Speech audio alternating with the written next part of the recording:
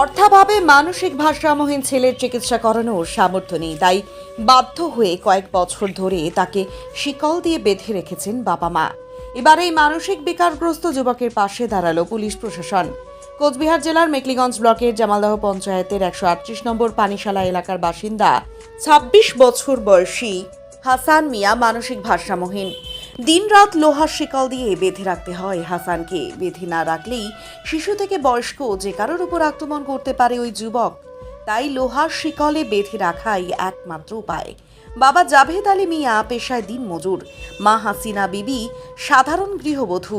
অসহায় বাবা জানিয়েছেন, নবম শ্রেণীতে পড়াকালীন হঠাৎই মানসিক বিকারগ্রস্ত হয়ে পড়ে হাসান।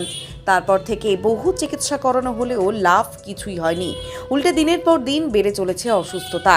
বুধবার মেকলিগঞ্জের মহকুমা শাসক অতনু কুমার মণ্ডলকে বিষয়টি পরিবারের তরফে জানানো হয়েছে। এই পরিস্থিতিতে